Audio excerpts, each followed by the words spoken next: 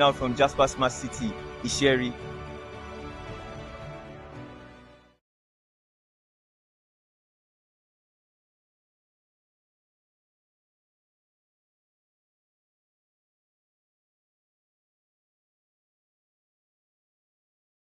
Hello, could I afford? Pardon me. Bim.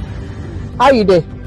I see, I have something to tell you, but until I see you, sha. I'm in Ibadan. You are in Ibadan.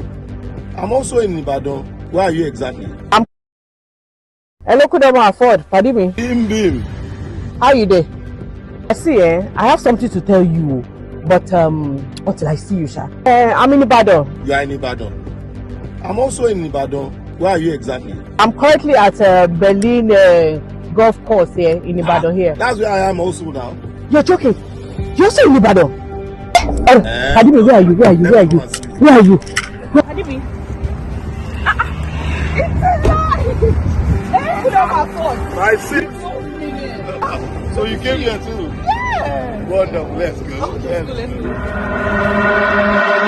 Hi, my name is Bimbo Oshe. I'm right now at Berlin golf course in Ibadan. And when I said that, it simply means that it is very close to Dominion over there, and also Ibadan toll gate is a place you can also invest on. You can invest your money here and you will not regret it. To all investors, I tell you, this is the right channel, this is the right place, because what you do not wait to buy land, you buy land and wait. Yes, for the wise investors, all you need to do is just to key into this opportunity. Why not buy land now? And in the nearest future, you become a millionaire. Think of buying 6 plots. Maybe in the next 2 years, you sell 3 plots and use the money to develop the 3 plots left. So come to the real golf course and buy land today. My name is Kunle Afford. Don't dull it. For today's offer for an outright payment, it's going for 12.95 million naira per plot, 16.45 million naira for the installment payment, and 9.45 million naira per plot for the mini estate.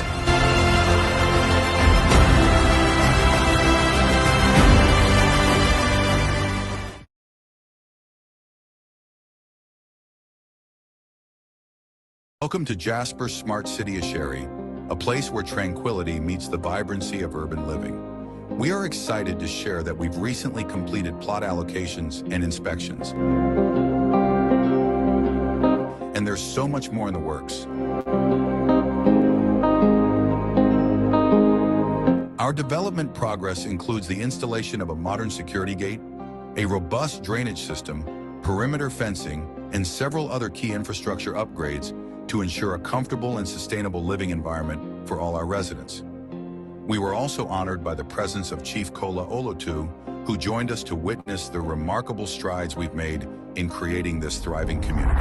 Àwọn nǹkan tí mo rí tí ó dùn mọ́ mi nínú jù fúngbà tá a ti ń wá bí ni pé a ti gbọ́ pírọ́blẹ́mù pé wọ́n rí signboard wọ́n wú kúrò ńbẹ̀ tàbí àwọn ọmọ onílẹ̀ àbí wàhálà kankan. Ẹ rí i pé tí ẹ bá wà ní environment tó rí báyìí, lẹ́yìn kọ́lọ́pàá gbébọn dání káwọn security máa lọ ká máa bọ̀, ó yẹ ká ẹ mọ̀ pé ibi tó fọkàn balẹ̀ níbi tá a wá yìí. In addition to these exciting updates, we are running a limited-time Ramadan sales promo, offering exclusive discounts on plots. But don't wait too long. This offer is only valid until April 4th. With limited plots available, now is the perfect time to invest in your future and secure your spot in Jasper Smart City Isheri. Don't miss this incredible opportunity. Act now before it's gone. When we buy this land, the value is 50 million, and we bought it for 50 million per plot. So we key in into this promo because we've saved 35 million naira on each plot. So we bought an acre. So that is I'll be making like 300 million in a few years, hopefully. That's amazing.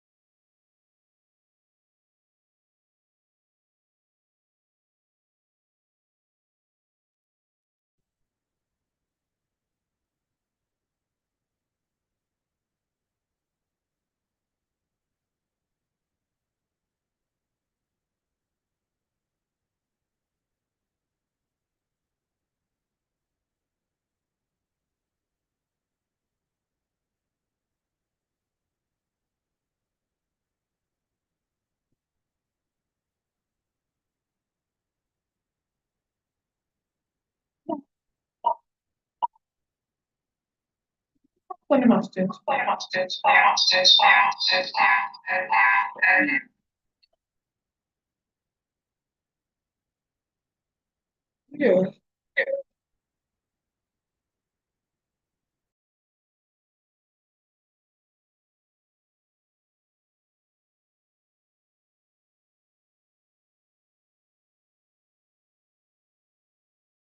All right, hello everyone. Good morning to us all.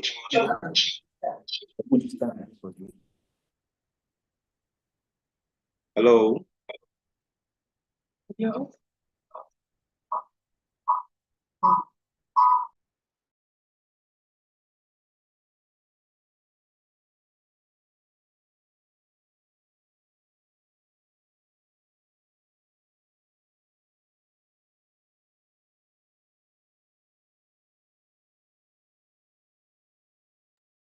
All right, it's a new day, it's a fresh day. Hope you're all shaking and baking. Might not happen almost immediately, but I can assure you that they are put that aside. Again, because I'm also a real estate developer, it will not be, I will not be if I come here today and I train you on digital market. I was also trained on digital market and both them on video market. But again, there's something I think you guys all need to know as regards product knowledge, because I believe when you are into sales and marketing, you will find it very hard.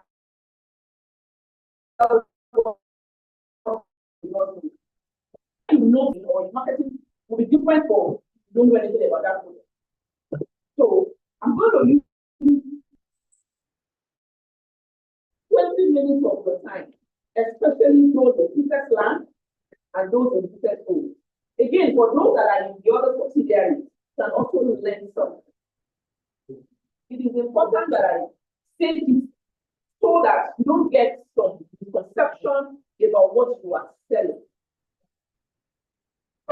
For some of you in the group, there have been some arguments between myself and some of your legal representatives. I'm not going to really touch more on that, but I'm going to touch more on land title as it relates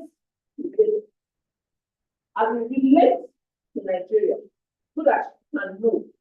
Again, I'm only a real estate developer. I'm not a property lawyer. But I tell everybody that comes my way that when it comes to real estate in Lagos, or when it comes to real estate in Nigeria, there are some things that I know that some property lawyers 15 or 20 years ago, I don't know. The reason is because they operate with the theory they have in their head. But when it comes to practical aspects, the practicability of what we do in this country is different. Do you understand? It is only in Lagos that Mr. Olufade can have a COO for this property, and Benjamin will have COO for that same property. One of who be wrong, I will just stop people to send me few documents. So if your book is telling you that it's not possible, in Lagos, Nigeria, everything is possible. So, so nobody needs to tell me that this is how it's being done in the world. You go to court, 3 people with legitimate documents, legitimate title, fighting on a particular property. So when people tell you that it shouldn't happen, practicability in the system that will operate in Lagos or in Nigeria, right? It is also only in Lagos that I will sell a property to you in normal Lagos, and I will give you a document to that property. I will give you a title, and you take that title to allow staff for chatting, and they will tell you this title is actually legit, genuine. However, the property is alleged to be wrong. It's in this Lagos. So when lawyers tell me this, I tell them that I've been in this industry 20 years. And I know what is okay. Even when we go to court, the judges will admit that the system we find ourselves. So if the judges can say that we are operating a system that we can't 100% say this is what it is, right?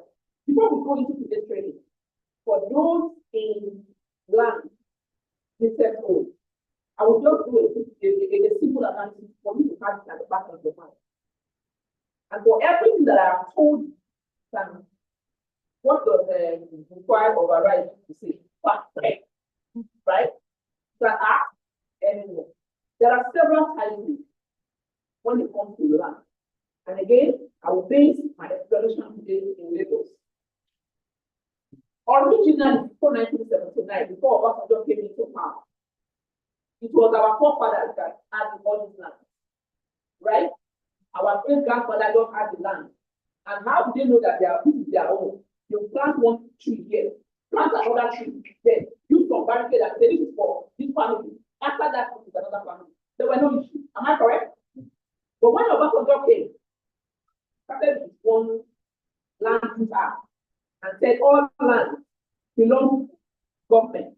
You guys have been giving that space. All land belongs to government. You mean all the land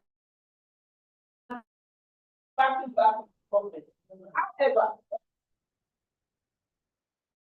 However, for families that want to have access to their own land, they will now have to write to the We are also writing for technology and time by year.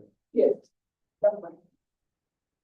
So they will now, the families will now write to the government and say, okay, they should please excise a particular portion for us.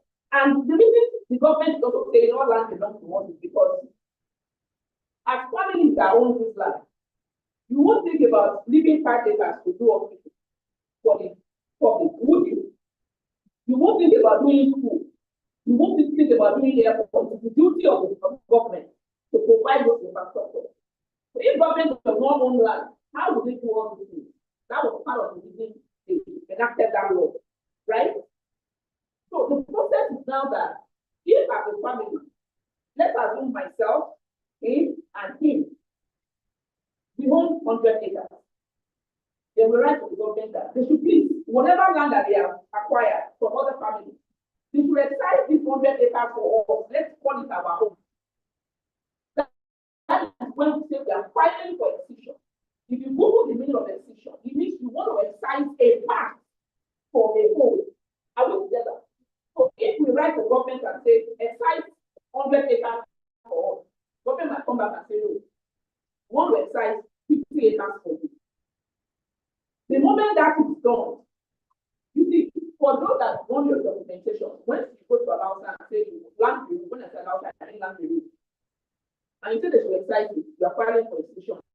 They give you a file where they put all your files and they give you a excision number. Just like if you go to law people, they give you a card and you have to card number. Am I correct? When they give you that excision number, it takes a longer process. Now, that will also include the coordinate of the fact they are excising for. When we talk about coordinates as per land, it means the identity of that land. No one land, we have two coordinates. And no two lands, we have the same coordinates. Just like our country, right? At the end of their bureaucracy at land review, when they are done and it's okay, we are excising this portion, 50 acres, for Onipade family. So it belongs to, let's say, the 4 of us, right? At that point, they are giving you a decision. However, because of the system we run in Lagos, there's no record.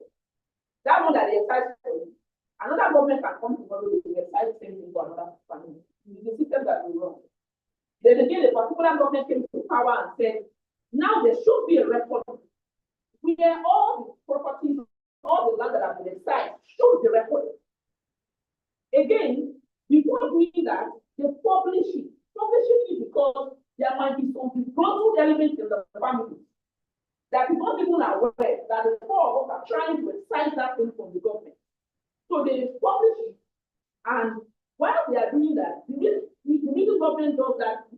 If they are some disgruntled members of the family, they should see it and quickly alert government that no, don't go and excise for the wrong person.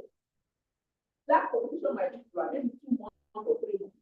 When there are no concessions, then they record it to the record it to the record. That's when you say the proper has cases. Right? Now you can stop at that. That's also a cycle. Are we together? However, because you have these cases, does not mean government cannot come. When they want to come, they come and there is nothing that you can do. Right? However, people will now say, we want to again take a step forward so that if government comes, we can be compensated. Then they'll say they want to process CO2, certificate of occupancy. Now let's get it straight. Again, I'm not a lawyer. When you have a property that is CO2, please don't say you are a landlord, you are a tenant. I'm going to be able to draw and I'm really as possible. This place doesn't belong to the Secretary of Government. You rented it, right? For how many years? 1 year. What your CO4 means that you have rented that particular property from the government for 99 years. After 99 years, the property naturally reverts back to the government. Then you will apply again. That's the process. It's in the law. Right?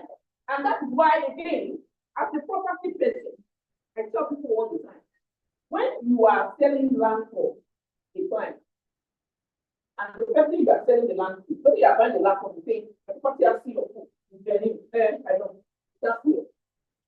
How many years is the remaining of the CO2 for the 99 years? Maybe it's not that year that you are selling it. So, look at the due diligence that you need to do as a realtor. That buying a land with CO2 is one thing. What is left from that 99? The other thing, those are the things that you use to advise your client. Am I correct? Now, when you now file for the CO2, government bureaucracy, whatever, it comes out, they give you that 99 years. Right? What it means is that if government wants to reclaim that land in the future, government will compensate you. Am I correct? Now the question is, are government indemnified you? Yes or no? Yes. Because if they take it, they will give you. However, what they will give you is nothing. Their own rate and the rate that you bought or the current rate you don't know. But the law says that it will give you. Now, please note, if government can come, despite you have the CO2, does it mean that title is the best title? No. Does it mean it's the highest title? They are getting somewhere. Now, for the mere fact that the only party line is that 4 or 1 second, they have gotten CO2 on a particular land, right? He has a copy, I have a copy. Everybody has a copy, right? This man, what's your name? Mr. Victor. Just let it one because you can pick that same CO2 and go and use it to sell for land. You see it happen in this village all the time. Now you have CO2, I have the same CO2 on the same property. At that point, who do we approach?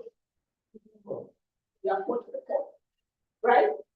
Most times it's basically I thought maybe it's appointed that our husband, you know, want to go back to God. Now, by the time we now find ourselves in court, judge does not even know the owner of the land. Right? I will talk my own story. She will talk her own story. We will not start calling witnesses here and there. At the end of the day, the judge gives a verdict. If the judge gives a verdict, either I court, I might decide I'm not pleased with that verdict. I want to appeal the verdict. I go to appeal court. I might decide even that the appeal courts are not satisfied. At that point, the highest court in Nigeria is what? Supreme Court. So if this same matter goes to Supreme Court, then we get a verdict, we get a judgment, and Supreme Court says the bona fide owner of that land. Please, I want you to look at the analysis. Between me and you, the owner of that land, However, in court, I'm saying it boldly here now. The only person that we are deceiving is the judge. Because the judge is looking at fact.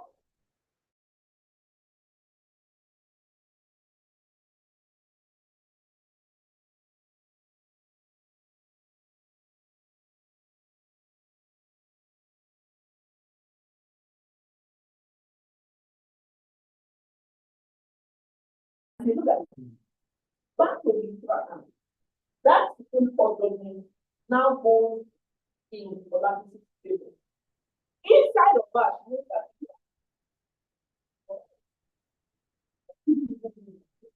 but he had a court judgment saying that this land belongs to us. Now, between our own fee of hope that we have and our own court judgment, which is that? What happened to our fee of hope? That's what we call all our hope. And again, there's a caveat to that court judgment, Supreme Court judgment. That is why when there is a ruling in the Supreme Court, there is nothing you can now do. That's why all of us, so we were saying no evidence or whatever. The moment a ruling has been given, so it is important to know that when you have court judgment on a particular property, though it's not common, you can have a court judgment if there are not, issues. But once you have a court judgment, it supersedes a fee of hope. That's the truth. And ideally, in a system that works, once you have a court judgment, the government cannot be near you, should not near you because there is a judgment already. So nobody will tell me that the highest fee of hope, the highest title fee of hope. I won't buy that. What a concept. Why? Thank you very much for the so I want to ask, from what you have just said now, I think that you can only get compensation if your land is advised by the government, you have to do it. Absolutely, yes. Yes. Okay. What about the constitutional right to own land and the constitutional right? So the constitutional right, by particular section 42 and 43 of the Constitution, that it provides that every Nigerian has a right to own real property in Nigeria. And here it is apart by the government and entitled to compensation. That was even before the land was that was before the land was acted, right? Before. When the land was acted, that 1978 or 1979, what did that mean? Well, hold on. That 1978, 1979 land was acted. What did you say? Wait, what happened? Wait, my darling. It says that all land belongs to the government only needs to for the people. For the people. no, it continues now.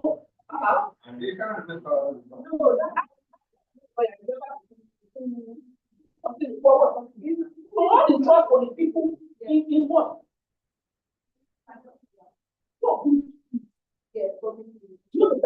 Now, again, I will repeat. I am not a lawyer. Right? Hold on, let me say it to you. You guys all know Jubilee Estate. Jubilee Estate is like Monastery Road at Shogotelo. That's Shogotelo, the Baramon, right? That road is that road is Monastery Road. Jubilee Estate. That property belongs to Ajaya Apata. Ajaya Apata is quite, now. Property, and anybody that knows Ajaya Apata, all that documents, everything. And the truth, and for them, there were a lot of that time. I'm telling you, for 7 years ago. And for them, and there were lots of issues because they are told you, on one of the days that case was being held in court, I was in court. I was hearing what I would say. This one, this one, this one, this one, this one, this one. Then, when government acquired this one, that family, they started doing EBDM. And they were selling 500 square meters for, I think then selling for 20 million. So the government lawyer stood up and was quoting this law. That was when I knew the full meaning of what that law stipulates. Then that lawyer was telling the judge that my lord, just like you have said, in the Constitution, section 3 or subsection or something, it says that all land belongs to the government, then it stops. Then the lawyer for that said, objection, my lord. Because there's objection to the lawyer. He now helped that man to complete the deed that all land belongs to the government. So hold control for public use. Public use like what? Hospitals, right? Schools, airports, mortuaries, several other things. The judge that says, go on, then that lawyer now pays government lawyer that, okay, all these public use that you have mentioned, which one is your government using it for? Instead, you are selling it for people. Can you get the correlation? Like I said before in 1978 and 1979, this land does not belong to our forefathers. They were the ones that came and said, all land belongs to government. So what is just for the people? We all go to the airport. We say the airport belongs to government. But government we're not the first settlers of that place. It belongs to concerning members of, the public. My barrister lawyer, go on.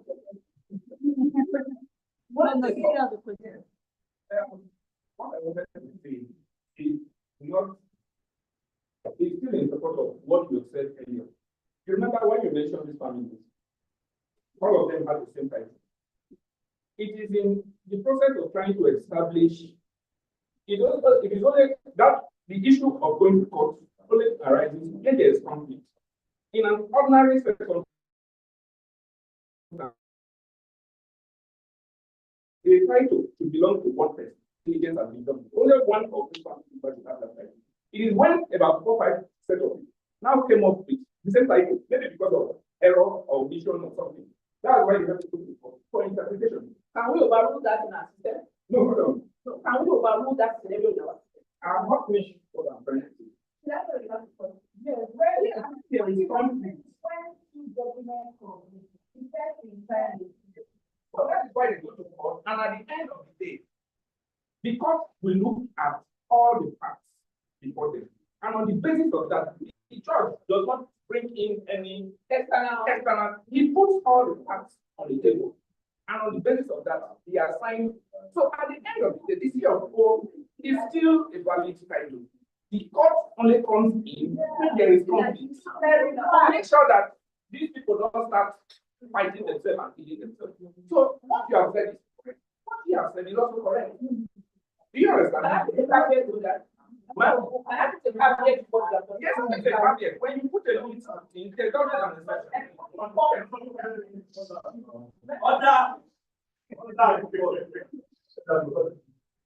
So what I'm trying to say is this. But you don't understand what I've said. I will ask what you have said. Right? I will again get my example from that analysis. Because we are one family and we have one family, there are several cases in court. It's unfortunate that I'm on speaker or that you guys are speaking English. I will tell you, if you can pause what I'm saying, I can tell you categorically that there are issues in this, level. 2 different COOs, 1 command. But I'm not even going to go there. But for what we are talking about now, if the judge is examining the fact the table, say myself,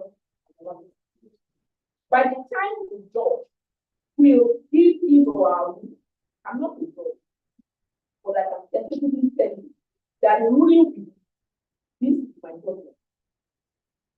The real owner of the land, wait, the real owner of the land is A or B. The judge will not tell you that this is the C of O that is or this is the C of O that is right. The judge will tell you that based on the fact that it's been laid on his or her table, he can tell you that the real owner of the land is so.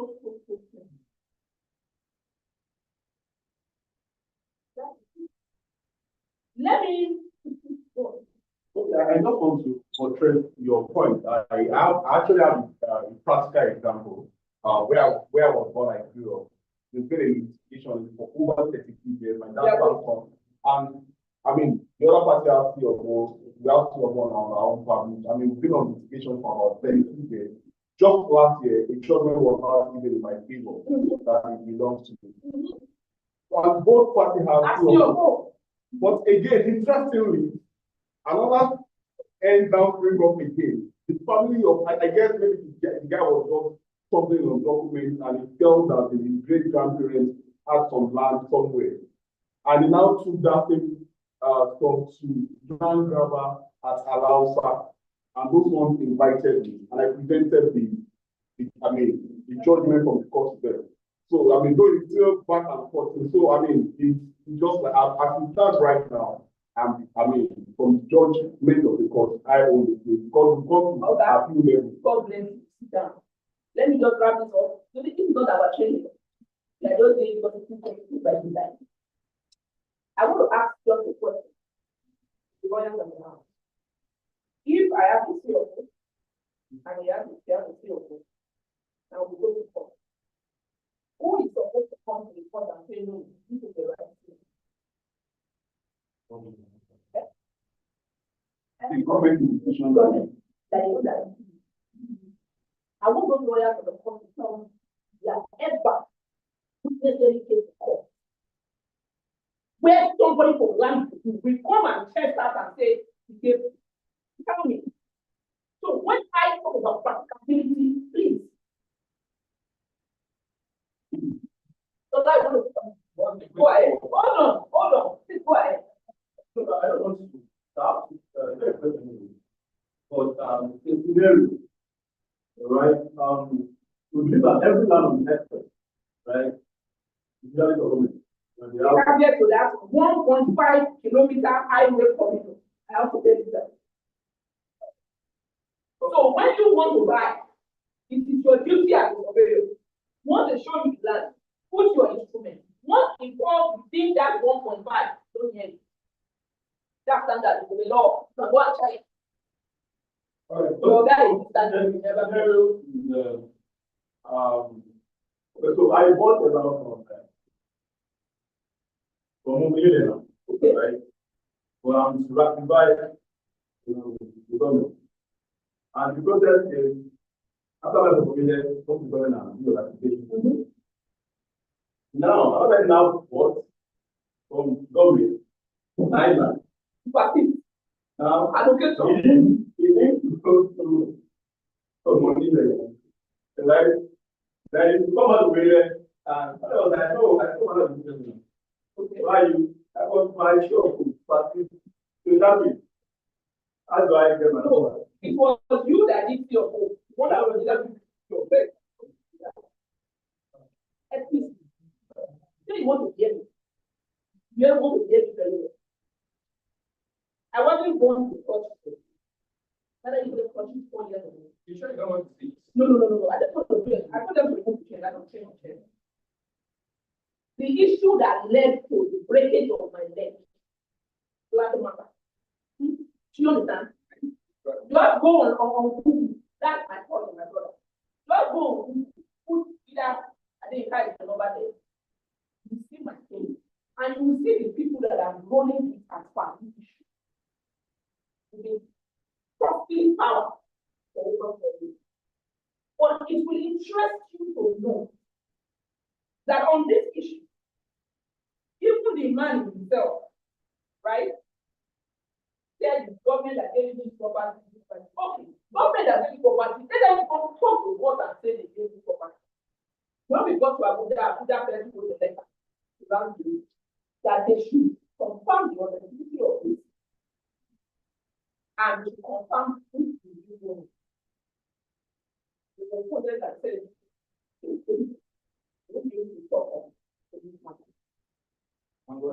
on this police matter, I have never seen a scenario where the top or the CEO of all land do whatever. The court will court and be standing beside one person and say, yes. You know why? That other one that they are saying they need, somebody is there. So I'm able to put practicality aside and theoretically it's different in the system. What we are being taught in school is different from what we become. What reality real life will throw at you.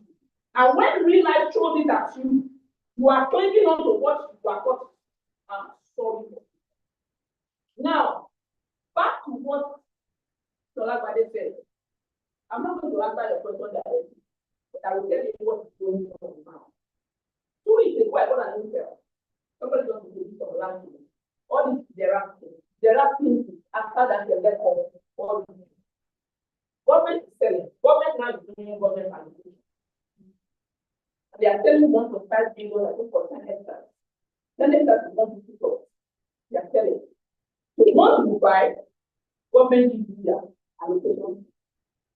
But are you also aware that all those there are several estates? I can count 4 estates that are there. And guess what? They are still and they have worked for Omonile. Omonile have gone to protect that document. I allow that. However, government is there now. Allow that is also government. The government now wants to sell. Who is the real police? Who is the real police? No, by the time I now buy from government, you're the real one.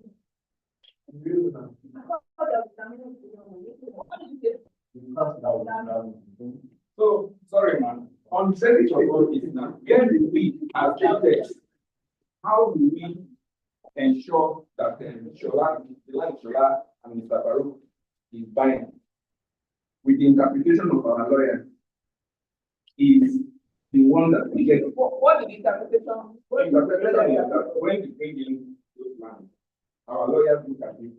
So how do we move?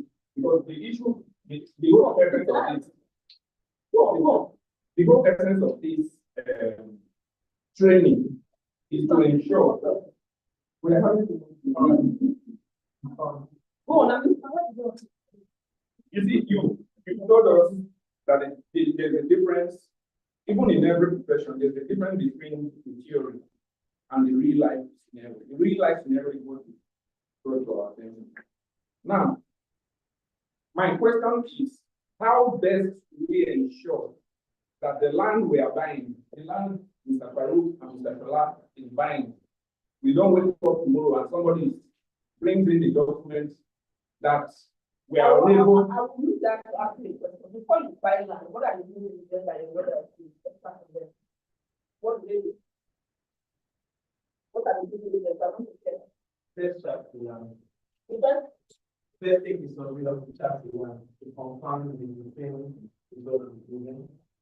Then the CO document is taken to confirm if that CO code of land is there.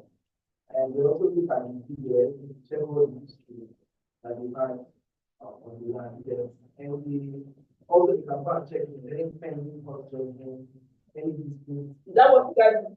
The lawyers to confirm what the issue. Political inspection, title sand, land use, those some land have specific uses. You confirm that of one state of it might show what you want, you show and industrial, commercial, and all of that. Confirm that because use of the land. Then decide to any you can get for the land court judgment, we have the register cases that are in court. In Lagos State, you can go and check if there is a pending document. You go out of the that's all. Hello. What is that one?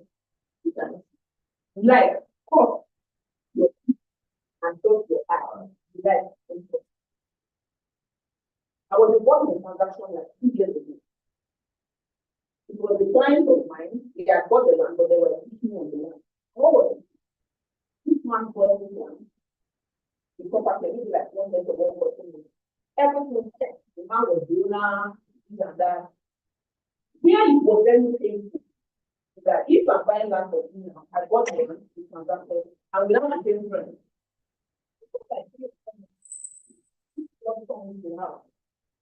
And we were like, you understand that the person came and said that you know the paying your loan. So for the long story short, the person that sold that land that used that land to collect loan from the bank. You check this in the registry, you will see that land has been registered under a mortgage. It's also there because legally when you take a mortgage, you register it. If a loan mortgage. Whether mortgage or loan or anything you know, for example, you have to register it. That is this man. The investor will register it. Yeah? If you don't register it, not register it. What is it? You not register it. Yes, okay, that means be registered normally. Hey,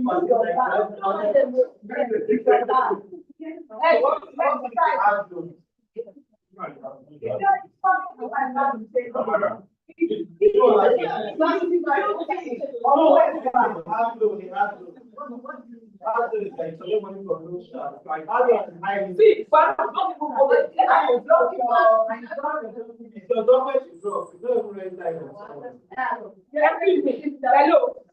That's registration from the bank. You know it's attractive.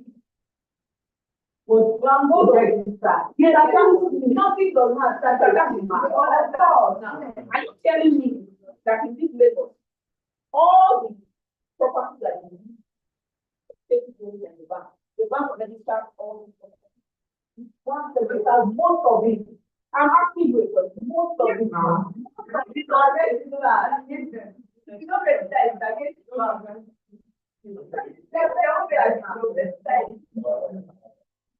Because if one is not registered, it's not I yes, we executed it. But this person is still all boys and caveat center. It's still caveat center. There is nothing written on the face of this caveat center. I entered, I feel like there's nothing like that. Then you now come and tell me there is an document. Then it originates wrong. Next time, like, oh yeah, next time, look, I got it.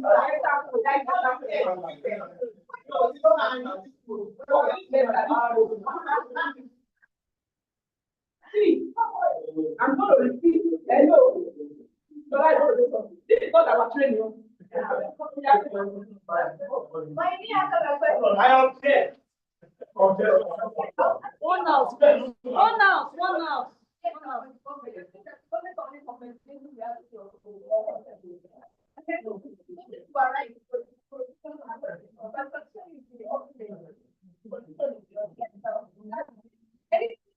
you actually believe the government will compensate people that do not have or no one. You say that the government will compensate people. Yes, and talking about their rights. As that government law, not overridden. All the government is now because it's already what is said for public use. My land is for public use. But if the government comes and says it's not still recognizing communal land ownership. That was why I gave the example of Jubilee Bridge and land container. That's what I said. But government will eventually told them to individual.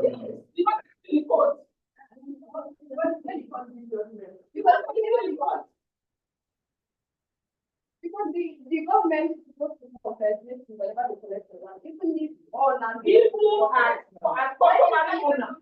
People are property owner. you are entitled to Compensation. Are they beginning? yeah, you are entitled to things that you cannot see that you are not compensation. There is what is supposed to be, and there is what is not. But that doesn't.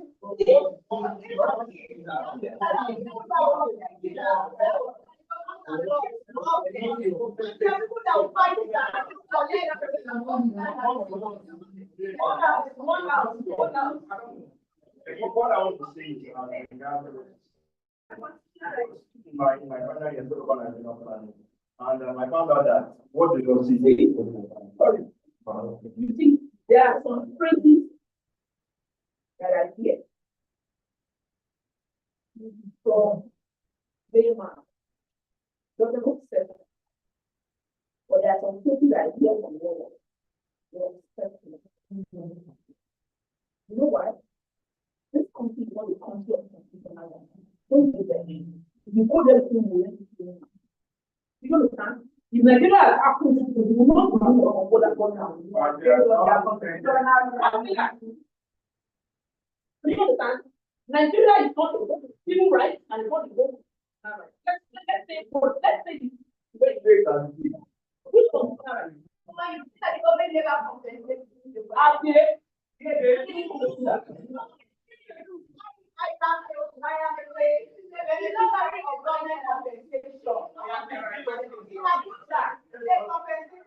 It took a long time, but now they have all their plans. They compensated you with customary owners, not your. She is asking about customary owners. Without now, when before the competition, it was without. It was when government came and told everybody in Abuja. Nigeria.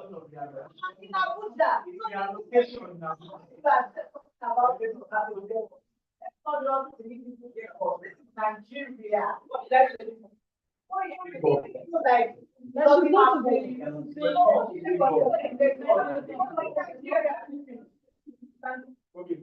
What is this final year? Talking about CO1. During my final year in class, so we talked about the CO1 and what we found out is that the law listed that when you get the CO1, you are entitled for compensation. That was what the law said. Yeah. And I watched this interview with the founder of Landmark, where Eden was invited for. The guy said, government is not calling for compensation. And obviously, you can't get a loan from abroad to do an entity like Landmark without the CO2. He said government is not calling for CO2 and it's not even compensated. Sorry, government is not calling for any compensation. Now, you guys know the Landmark is talking about. That all that. So till now, we're not giving any compensation. There's nobody has been reached out saying that wow, what's going on here? On the government. And the guy spent a lot of money. That's what you are looking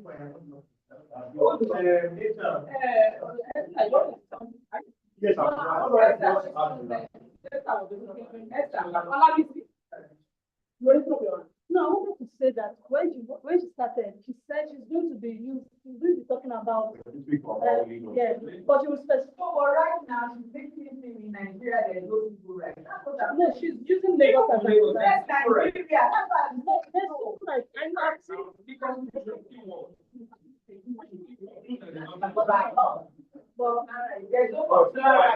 How many people are compensated? I have to see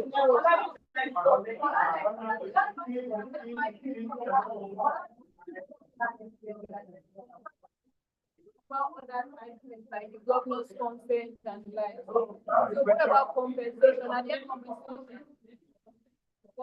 Just only governor's consent. So anyone that has a survey should press for. Okay, what are the titles? The titles are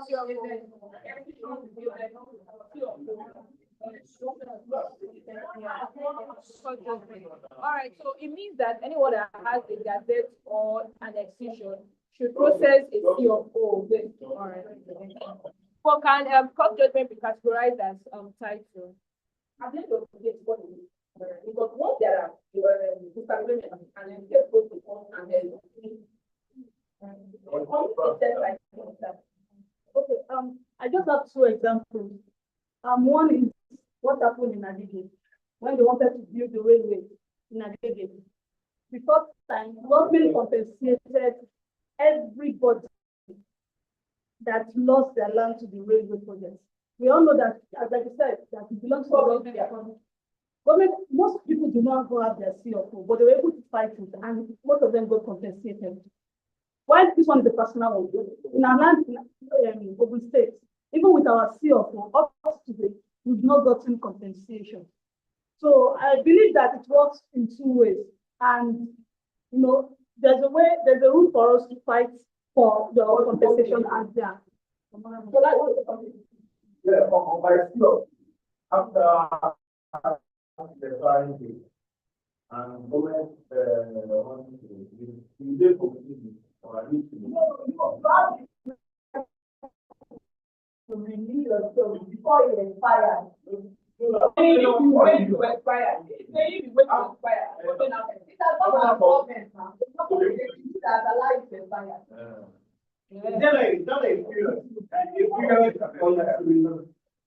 Ideally, most people do.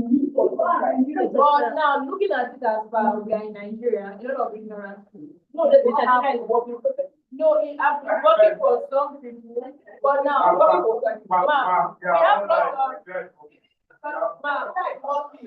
nobody believes in this country. That's why I'm not that far. In the case of Nigeria, we know that a lot of people don't know that. So they have it. So what will happen? Do you think there's any provision along it's total fine and final? So there is no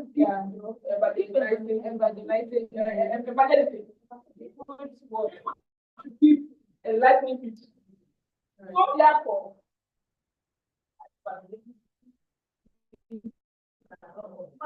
the question. Yeah, yeah. Okay. The issue of CO2 in places like Port Harcourt is a big issue. I don't know anything about that. Okay. Because most times in Port Harcourt, if you don't have a land with CO2, they don't want to buy it. But if the process of getting CO2, your government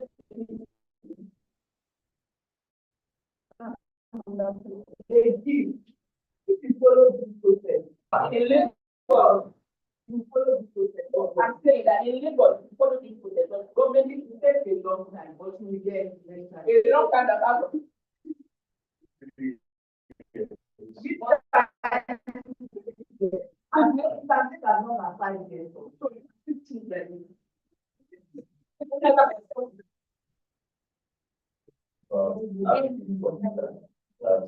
I think you realize that the land is actually I do not understand that but I don't do outside you that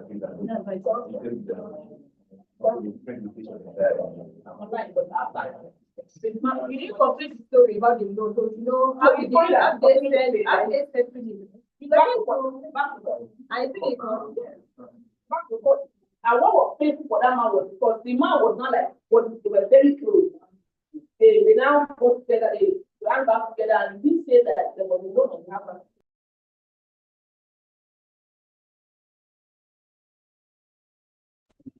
Like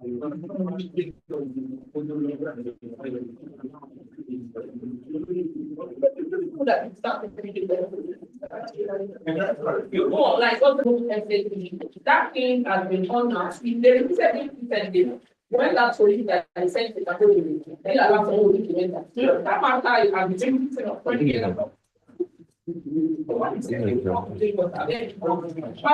My brother, excuse me, looking at them here. What is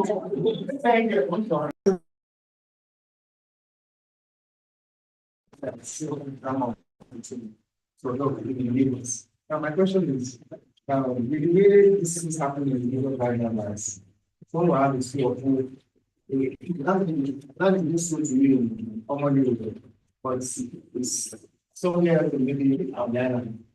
Does that same trauma happen in this case? You know, I'm not sure. I'm not sure. You see, the process of documentation and related more rampant.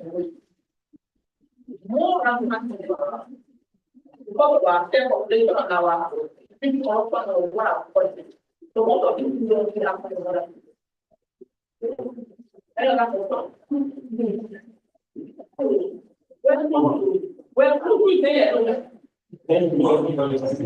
Welcome to us. Who has my slide? Once again, eh? However,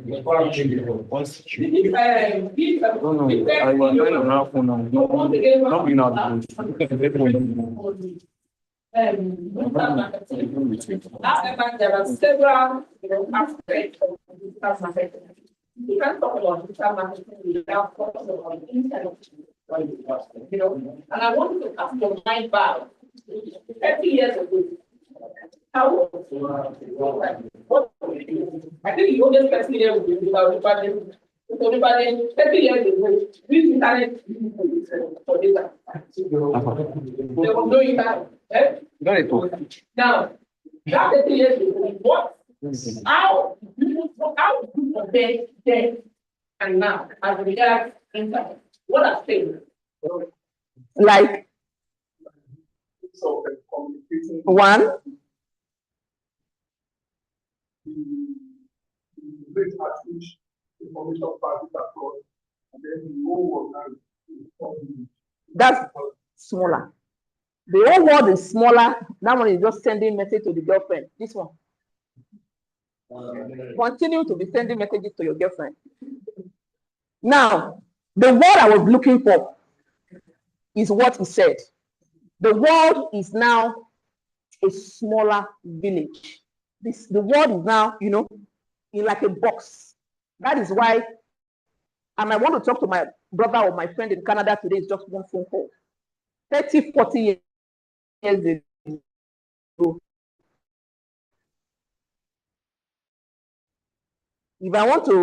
if I have anything in my mind I want to send, before you will go and buy what we call foolscap sheet. Am I correct? Some Gen Z will not know foolscap sheet. Do you understand? You go and buy foolscap sheet. After you will buy envelope first now, Mr. Osage. You will buy envelope. Then you will now buy Bible. You will now sit down. You will drop the paper like this. You will trace all your children so that they don't stain the paper. You will now be writing. Dear Mr.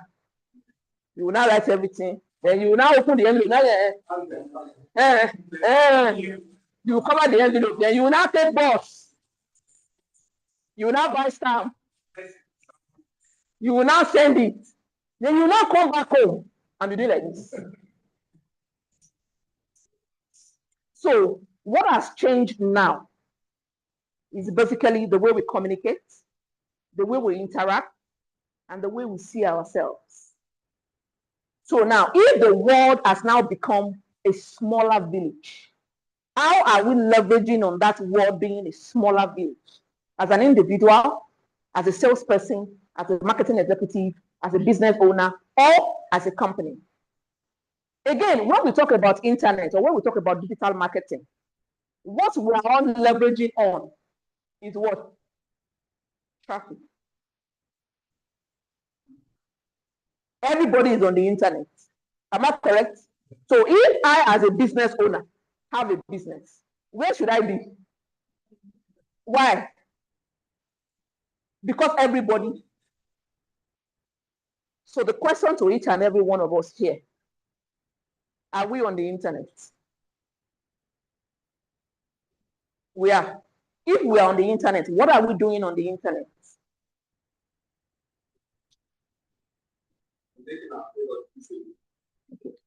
Now, I will start breaking it down. I said we can't talk about digital marketing without talking about internet. Now, when we now say digital marketing, to your own lay understanding, what do you understand by digital marketing? Anybody, just tell me anything that comes to your mind. When we say digital marketing, Ben, what do we mean? You've been asking Esther out since I got to this place. I know the market man. Ben, answer me. What is digital marketing?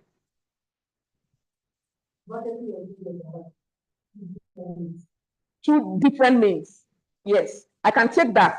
Or you can also say two digital means. You have something?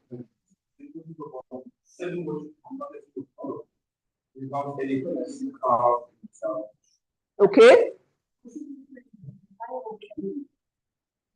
Okay. Any other person? The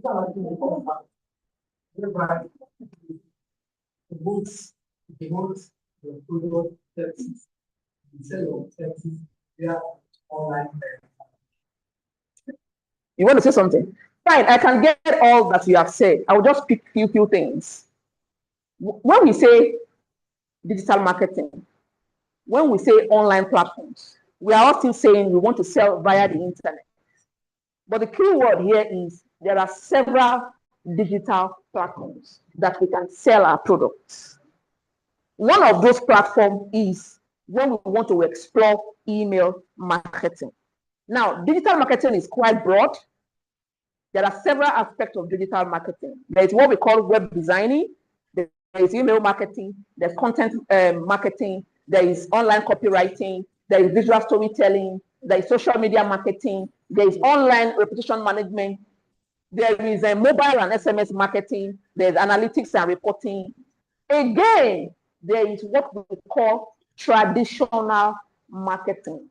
I've been in conferences where people will tell me, oh, Mr. Dinka, digital marketing has come to chase traditional marketing away. I beg to disagree. For you to have a holistic digital marketing strategy, you must incorporate traditional marketing. Right? Now, I will still use Mr. Onipade as an example because he is enjoying that traditional age. And now, right? That age was when, before if they want to hear anything on the news, they go and buy paper, Punch, Vanguard, and they don't even have the money to buy it. They will go to that man that is selling. They will gist small. They will gist small. Then they will read. Then they will go back home. But now, the so-called Punch is online. The so-called TV we were watching then, channels and co, they are online. But the truth is this, in as much as the world is moving away from that traditional style to digital style, there are still a small fraction of the public that are stuck to that traditional style. Right?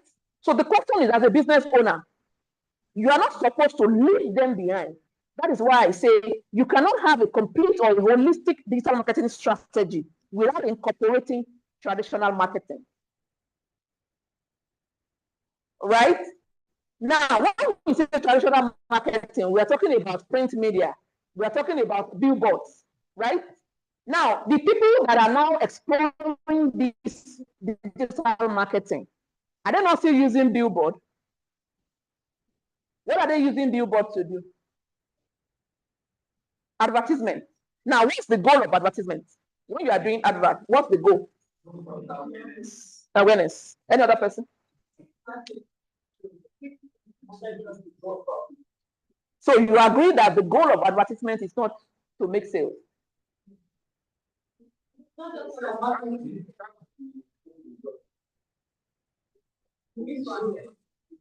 What's the difference between advertisement, sales, and marketing? People become aware of it. And sales can be something. So because I'm aware now, we just go and buy. No. One needs to give up. You can also go and buy what you're not aware of. Advertisement is the way to advertisement without this. Let people know about it. Marketing then comes when there's a situation, then you're telling them what your product is about, and so you find out. What's your name? Ebube Dike or Ebube Chukwu? Ebube Chukwu. You are the class captain for today. I can't have said it less. You need to clap very well, bro. All of you are not clapping. You need to explain what he explained. That's the word. In marketing and communications, the goal of advertisement is not for sales. That's not the goal. If you decide to use that and say after that there will be sales without marketing, you are just wasting your money. However, one works with another. Mostly buy products that they know. And that knowing will come from awareness. Again, you would have heard this phrase before. People buy with their emotion, then later justify it with logic. Am I correct? Again, you would have also heard that it's not the best product that sells. Eh? Extra promise, what did you say? Eh? It is the... So when a company comes and says, oh, we want to go and do billboard or want to advertise, the thing I tell most brands is, just identify what your aims and objectives are. Identify what your goals are. I've had companies that I consult for that will tell me, well, Mr. Denka, that campaign, it failed though. And I'll be like, okay, oh yeah, come, let's run it through. What did you do? What did you do? What did you do? As a company, especially a company that deals with products, not land now that we sell. If you are bringing in a new product, the first thing you are supposed to do is let people be aware about that product.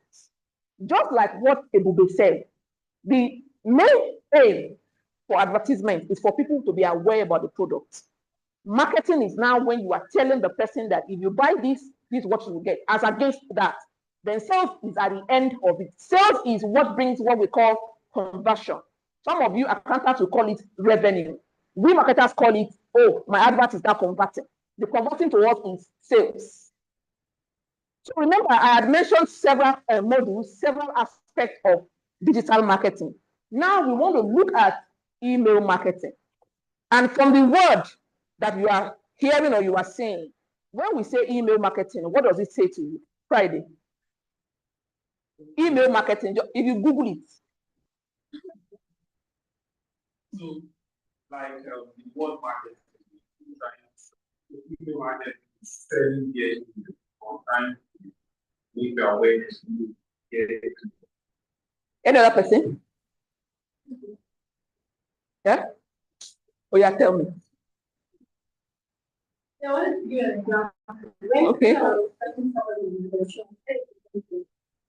so after I kind of were getting clothes from Walmart, Metabo, after a year of marketing, I've not registered under them, but I'm getting the advert the card about the Nigeria. So you have a practical experience. Farouk, what is email marketing? Advertising on product and services via email channels. Now, when you now say via email channels, I want us to also again break it down. What's your email address? At gmail.com. So you want to advertise through that. Is that what you're saying? True. We send it to the email platform. To our email addresses. Yes. So you send it from Farouk at Gmail. What do you mean by customized URL? You see, if I use my account to sound you. Go.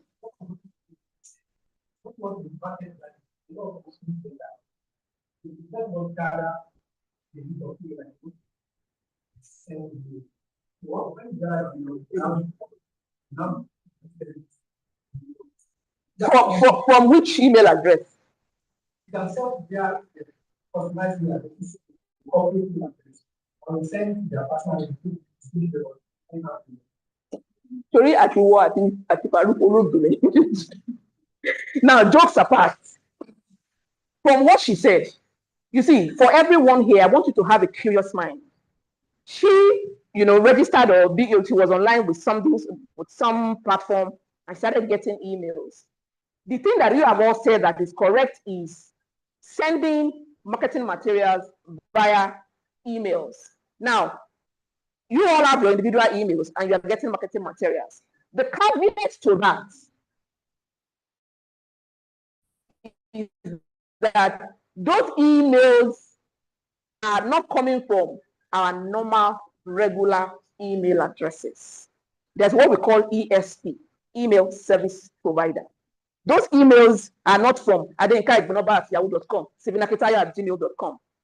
And again, the word that he used, that is the correct word, is what we call email newsletters. Some say campaign. But now I'll give you the definition. Whoever is handling this my slide should work in my mind. I'll give you my definition of email marketing. And I said email marketing is a permission-based marketing structured to deliver marketing messages to targeted subscribers. Can we say that together?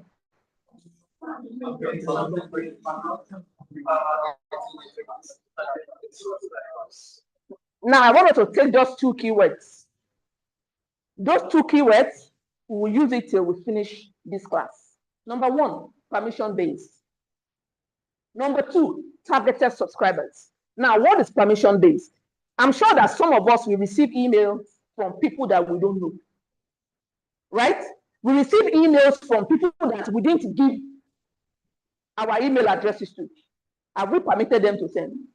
So at what point can we now say this is permission-based? Anybody? With your consent? Permission-based. Any other person? So now, I am a real estate developer as well.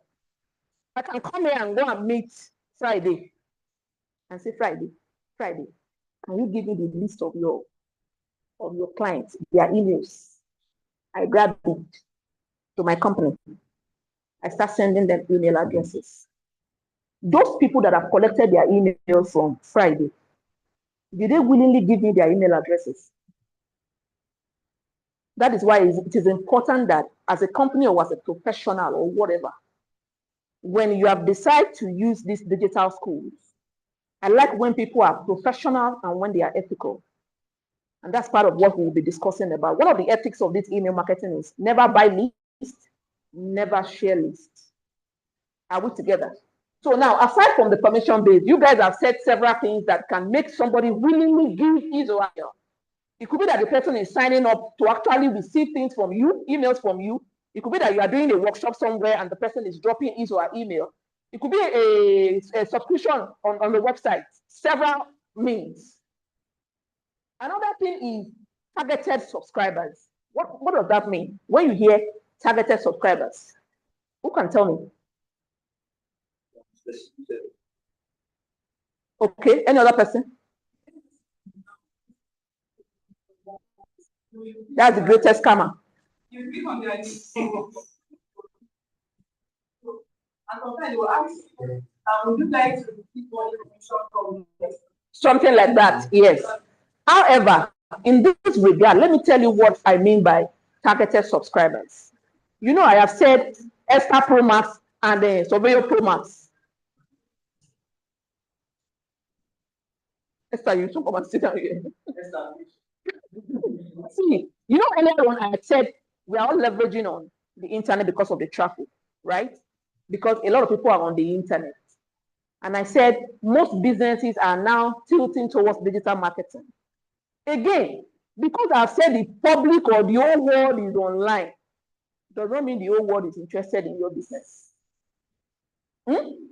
So the targeted audience here, the targeted subscribers here, are people that are interested in what you do.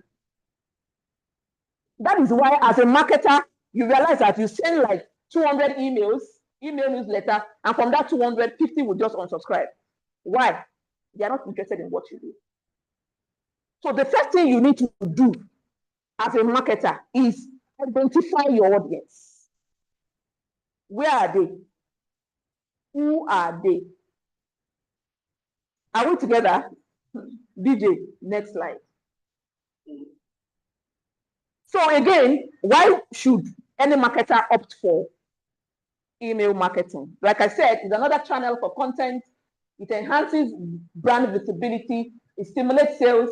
It invites lapsed customers and prospects, market research, and growing mailing lists. I will dwell more on invite lapsed customers, abandon carts. All of you, somebody has talked about one Jumia. Which one did you say you went to buy something? No, she didn't say Temu. She did the one. Temu client. Temu client. King of payment. I didn't done that thing for you. What I ordered was what I got. At all. What you ordered was what you got. You too. They don't like me. They block you. Maybe it's a shareholder there. Maybe it's a shareholder. But now, again, do you sometimes realize that actually it happens a lot on Jumia? You see that girlfriend that you are chatting with, you will introduce that girlfriend to me here before I do. Yes, you. Now, it happens a lot on Jumia. When you go on Jumia and you are searching something, and you see what you like, and you add it to cart, then you leave it there. Then after like 2 days, you get an email reminding you that you have abandoned. Does it happen to you, or you guys don't go online at all? They are telling you that via email, not via SMS. Right? That is why I say a lot of people use it because it invites last customers and prospects.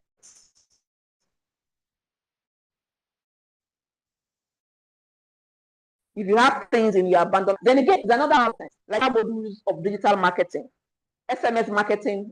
You guys do bulk SMS. Stephen Akepaya was king of bulk SMS one time. I hope you are all aware. I can say he was a pioneer of bulk SMS in Nigeria. In fact, that's your G text. That text is text message. Go ask. If you don't say yes, me, I know. It was doing at some point, doing really, really big. Again, as it relates to marketing, SMS is character limitation. The first page will only give you 160 characters. Remember those times that we were using 3310? Mr. Onifade, you know now, 3310, all those times, you know what we were using before? And then before, you understand? So, exactly. So when you want to send SMS, you know the way you type B is twice, 1, 2. Wait, excuse me. You are shaking your head, right? Did you use 3310? So how did you not know that? Which one? Nokia. So now, this email marketing is another channel for content. Again, we will not ask ourselves, if I have said, why should we send email? We've given reasons as to why we should send email. Now, when do we send these emails? When do we send the email? There are rules that guide this thing, right? Now, the frequency choice depends on what is being said. Even if I have given you the permission to send me emails, give me one good reason why you want to be sending email every day. Why?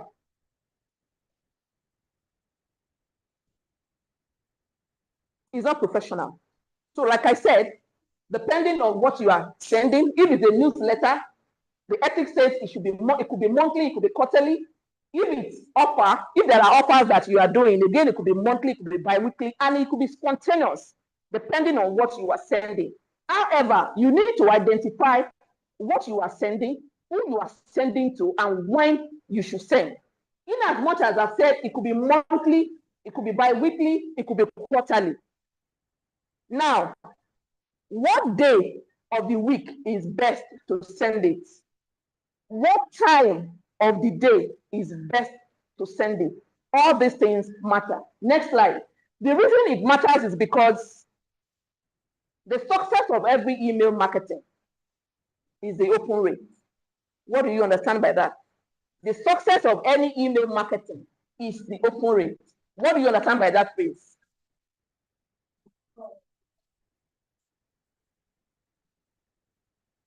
So if you send email marketing to 200 people and 30 people opens it, what do you think has happened?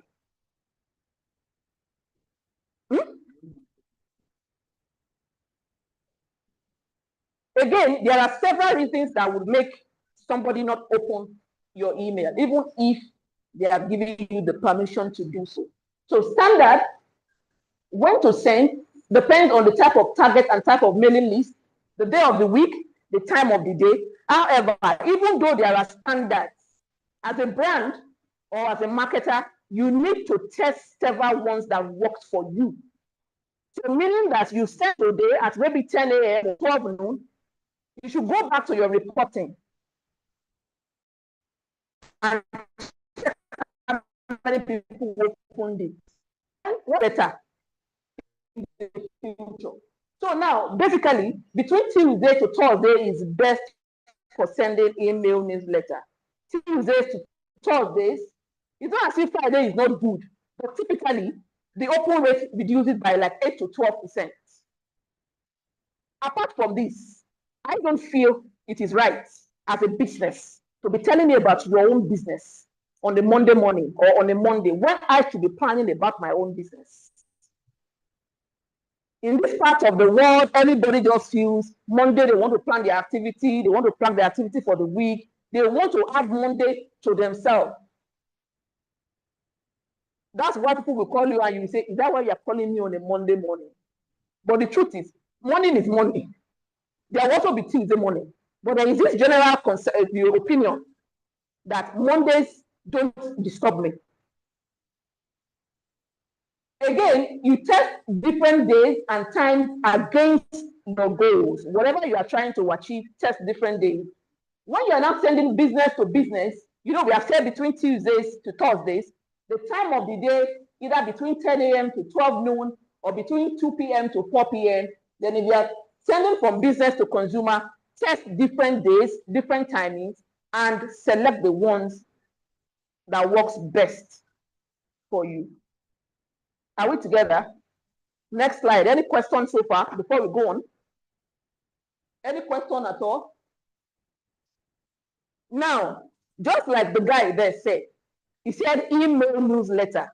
What it means is that you want to send a marketing material to your targeted audience via their email. And again, I had said that the success of any email marketing is the open rates, right? You can send me email and from the subject line, I won't open it at all. You can send me email and I open it and you put several CTAs inside and I will not click any one of them. So the purpose of this training is for you to know, for you to avoid the common mistakes that people make. Again, when you are writing for email marketing or email newsletter, the subject line must be enticing. However, you avoid clickbait. You know what clickbait means?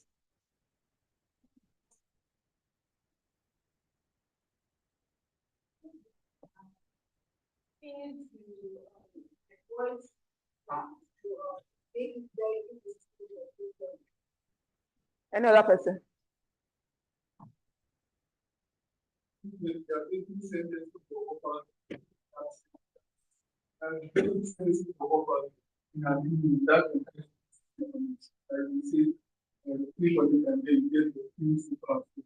Any other person? Any other person?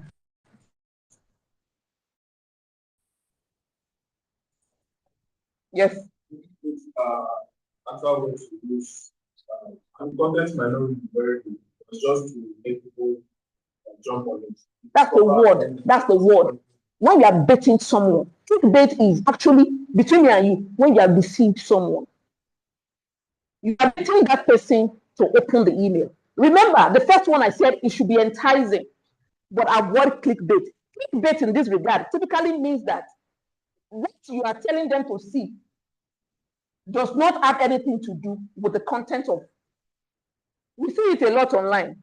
Because of you men, they put a lady with big chests. You don't say we, you say we or Saturday. He doesn't laughing because he doesn't. Where is it? Then he knows what I'm talking about. At times, there are several people, apart from even the cleavage opening or anything, even for betting, I see it all the time. Said, you used to bet, right? Yeah, so I was for this. You can say girls around are looking for you. You now pick it. So Paris, you screen it. Own it. You got a big deal. Own it.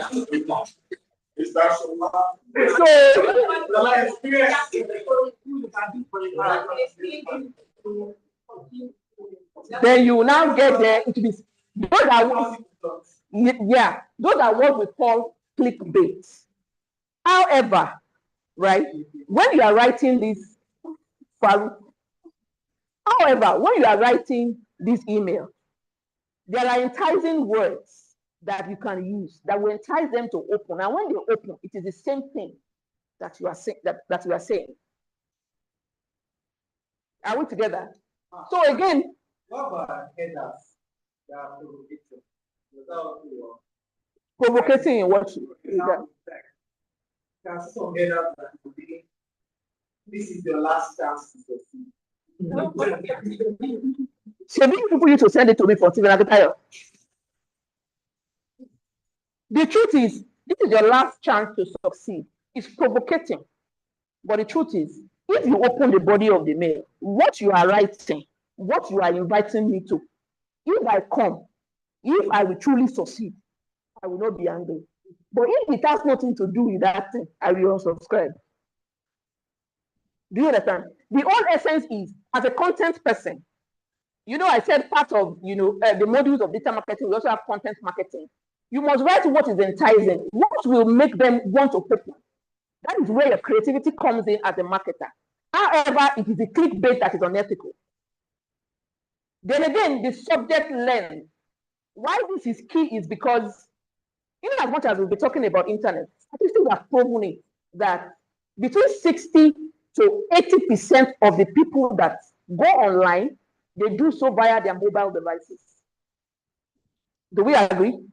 So it means that as a marketer, if you are sending anything out to either your audience or whatever, have it at the back of your mind that this thing you are sending out, 60 to 80% of the people you are sending it to will view it from their phone. So when you are doing that, know that your subject length matters because of the truncate view.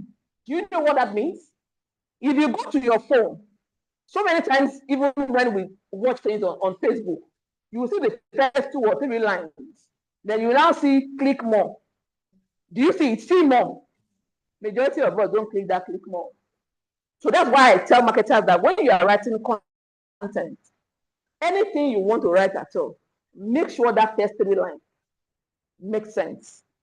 It is when it makes sense that we click on see more. If it doesn't make sense, what do? We move. We swipe to the next. So again, the email first line, most times on the phone or even on your laptop, after seeing the sender, you see the subject and you see some tiny text underneath, which is the email first line. All those things must be at the back of your mind when you are sending the email newsletters, because these are the things that will prompt the viewer to either view or scroll. Are we together? Then again, the content,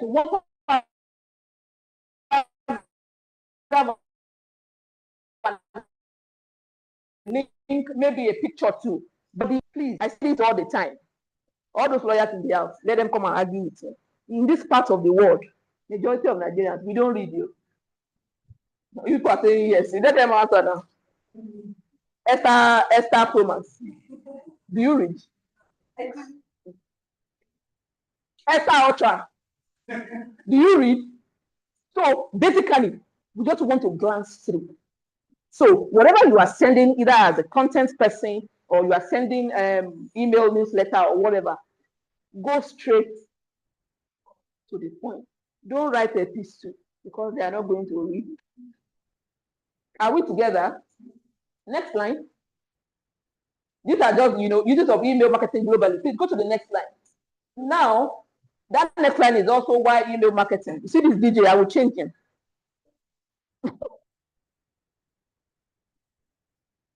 We've all heard this word before, spam. Yeah, Osagi is reading. Osagi is reading with his head. You can't talk about emails without talking about spam. When things, you just realize that things goes to your spam. So what is a spam? You're already seeing the screen. Oh yeah, read it. What is a spam? You're already seeing it now. Oh, yeah. They are like emails you need.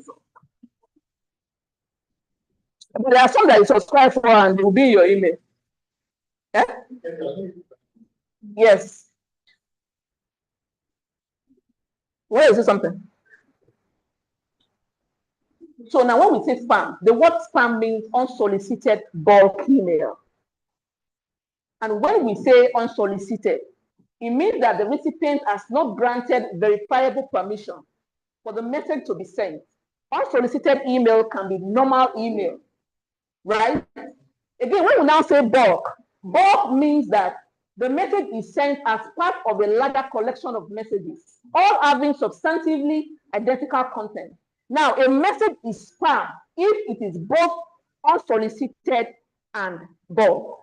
Now, there are several things that triggers this spam. There are several things that you would include in your message that will make that message find it or herself in the spam email. That's what we call spam filters. Now, the following email characteristics can trigger spam. One of those is image and text imbalance. Another one is the use of all capital letters, irregular font sizes. When you have several attachments, several links in an email, those are the things that can trigger spam filters. Are we together?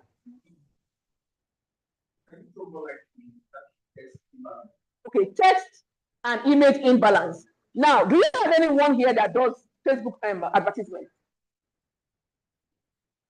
No one. Okay, but you do. Okay, you know you can do an advert with just a banner, like an image. The banner that we all do. You can also do an advert Friday. You also come and sit down here. You can also do an advert that is just purely text. You can also do an advert that is just purely video. Right? Now, Osage, you see that banner is seen as a picture. But most times, those our banners, there are text inside of that banner. Buy the real estate, so in so place, call this number.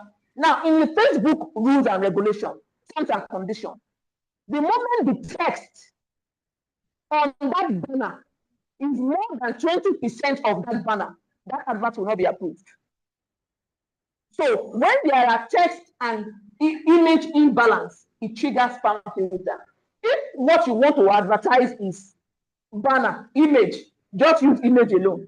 If it's text, use text alone. When there is imbalance, it triggers spam filters. We all know when you are writing across the internet and you are writing everything in capital letter, you know what it means. Do we know that? Esther, you don't know that one? Do you know that one? Yes. The laws of online copywriting, when you are writing across the internet. Yes. When you are writing everything in capital letter, I could decide to just write my heading in capital letter. That's still acceptable. But by the time you write everything in capital letter, it means you are shouting on the person you are sending the email to. That's what it means. It can't be illegal. This one is marketing and communication. Is it illegal? Did they teach you in law? Is it illegal? The truth is, even in English language, why must you write everything in capital letter? When they send the ransom notes. Ransom notes. Are they not shouting already? Yes, or that, take yourself. Pay this money. You understand? So basically in communications, when everything is written in capital letter, it means you are shouting. So when you write these, those are the things that triggers spam. Are we together?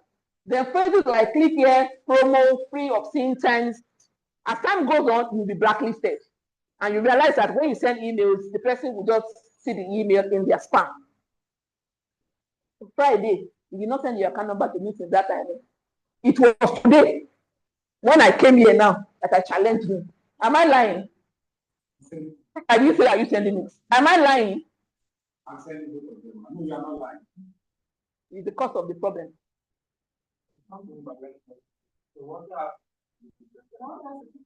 I know, I've seen it, and I've also told him. Thank you, sir. Are you the one that is there? I know. I know.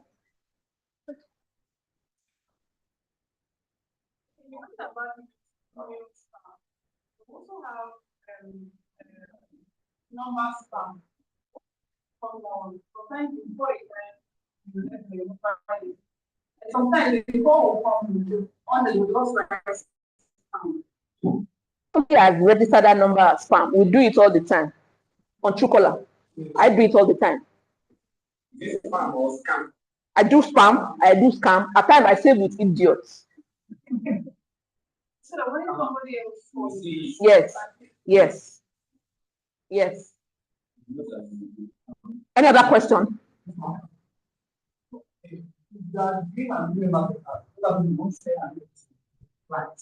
And your email content, there are some spam people here. So that's the new account. How do you bypass that? Why must you use those words? The whole essence of this is to write normally that it doesn't trigger. That you can use several other words than using what to trigger spam. That's the whole essence. But I know some of you still want to use that promo word. Instead of promo, you can just use discounted. Yeah. I hope I've been able to convince and not confuse you. Do you understand? DJ, roll it. These are the email marketing rules. Is that your girlfriend? Because she came from that side. Now, instead of her to come and bring that chair here or there, she decided to sit close. Oh yeah, move close. Oh. God bless you, Shola. God bless you. Oh yeah, you too. Relax, relax. Now,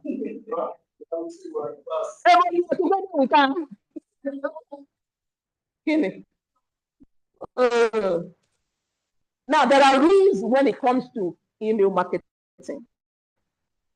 But all this thing I'm telling you, these rules, you people will not hear, but I will say my own. Also, it shows that you in particular will not hear.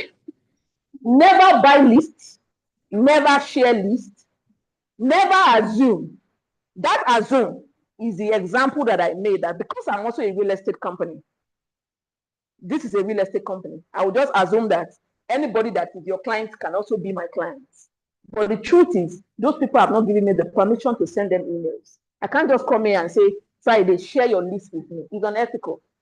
Even though some do it, even though some buy lists, and even though they also get their fingers burnt, the rule says that never buy lists, never share lists, never assume, then ask a process for unsubscribers.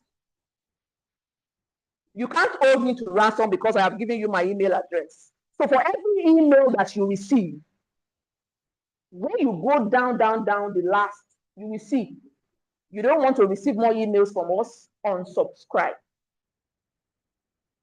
Are we together?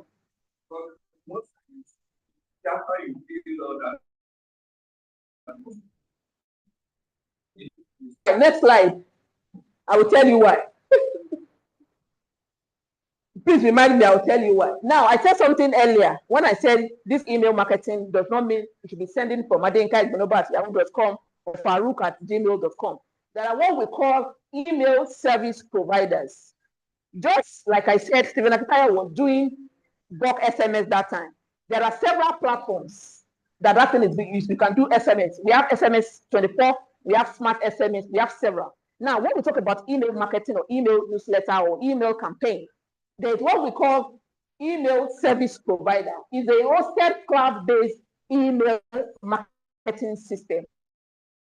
All that they do. It's a marketing system that supports bulk email messages. You can send to 10,000, 20,000 at once. You can design your email, include pictures, and you can send at once. Now, there are several ones. We call them, you would have heard something like MailChimp, Get Response, Alba, Constant Contact, iContact, MailerLite, Brevo, Constant Contact, and the likes. Has any one of you done email marketing before? Nobody. Is this something you would like to do? Yes. So who? Lawyer is even saying yes. Don't go and do court matter. To sell, right? Now, yeah, part of the attributes of this email service provider. Remember the other time we were saying when you want to write letter, you buy foolscap sheet, you buy a whole lot of things. Here, no hardware required, no mail server required, no server upgrade, low cost entry, high level of functionality and reporting. The main thing I want you guys to see here is high levels of functionality and reporting. Next slide.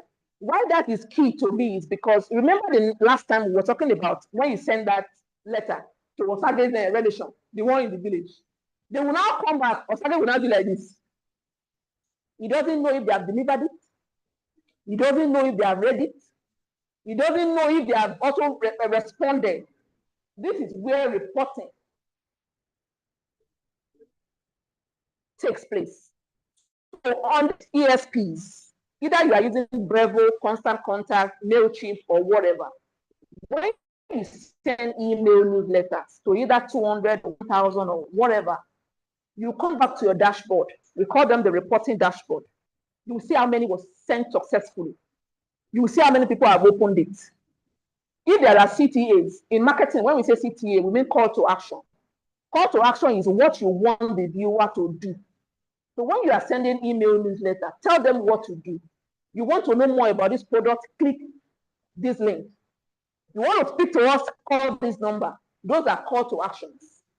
So how many people clicked on those call to actions, you will also know. Are we together? So from these little things that we've said about email marketing, who is interested in? So for those that are interested, do you have a laptop here and now? Do you want to open an account on any of these platforms? Can we quickly do it? Well, you can do it via phone, but you won't have all the features.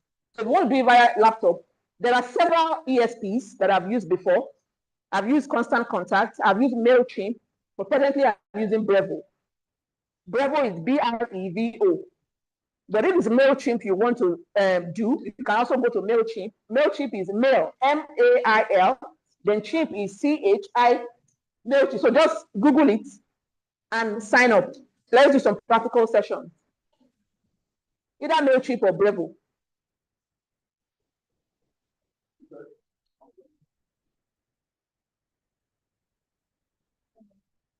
Brevo. Brevo is B-R-E-V-O. Next slide.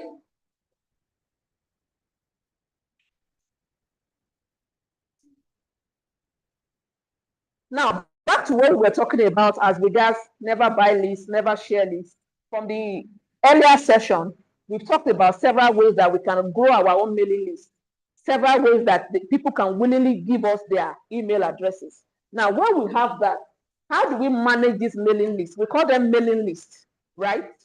Bigger list, greater success. It means that if I have 1,000 email addresses and I want to market to them, and Osage has 100 email addresses and he wants to market to them, which one has greater potential? My own. Do we all agree? Who said that? That's it. Focus on quality and not quantity. If that's my own 1,000, well, not the things that I grew organically that are interested in my business, my own would not be as successful as Osage that has just 100 or 200. So in as much as the bigger the list, the greater the success. Focus on quality and not quantity. Again, pay attention to subscriber sources, then segmentation, business system and form capture. Segmentation is key. And let's use GTEx as an example. For the people that are here, who is in GTEx land? GTEx owns.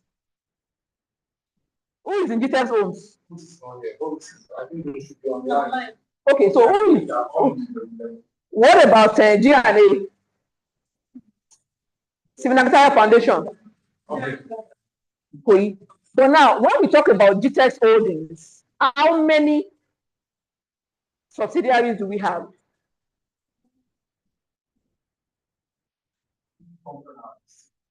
Six.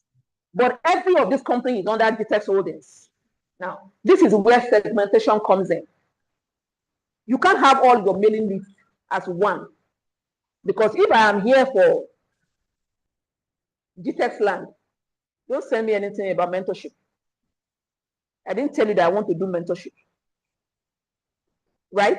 This is where segmentation comes in. There should be a mailing list for people in Ditex Land, people in Significant Foundation, people in G&A, Ditex Home, several. However, because it's also a company, and because you have access to this list, there are professional ways of marketing those people.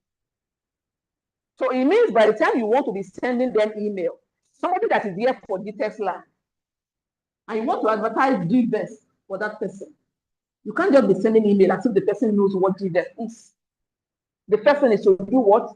Introduce what GBES means to that person and ask the person for permission that we have your details. Do you want us to send you emails as regards this? Are we together? Next slide. For those that are trying to open MailChimp, are we opening it? How many people? Eh? Try and log in. Next slide.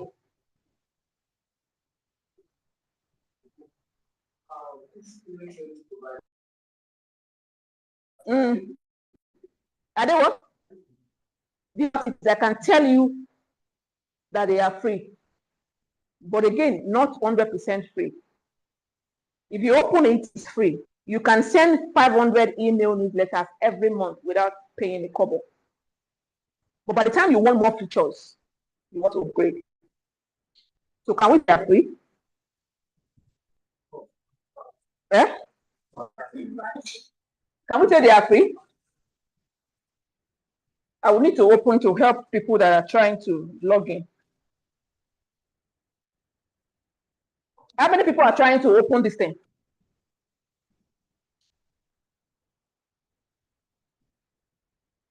Are you using Brevo or MailChimp? Yes, I want to put on. So just try and then open an account, register an account.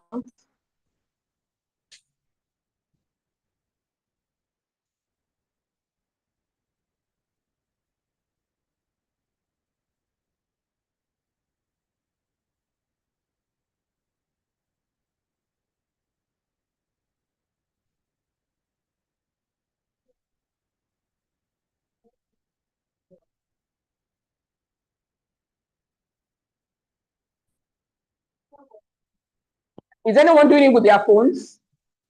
Okay. If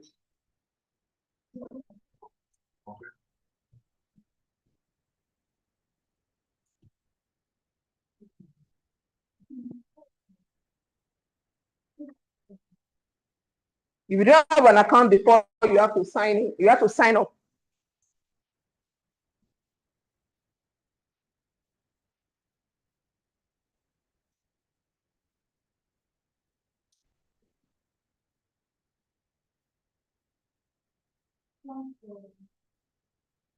You have to take the free version.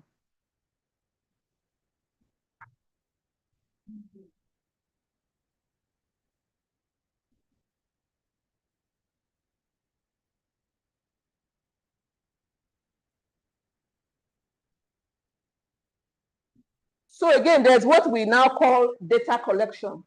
In this regards, data connections means their email addresses that you're trying to collect. You can't send email newsletter to somebody that does not have email, right? So data collection here, the data here is their email addresses. Are we together?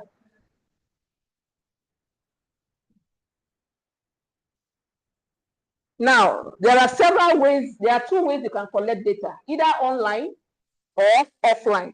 So I said data collection is the process of collecting your data. In this case, it refers to your email subscribers. The data should capture as much information as possible. their name, their email, their address, their gender, because these are the things you will use for segmentation later.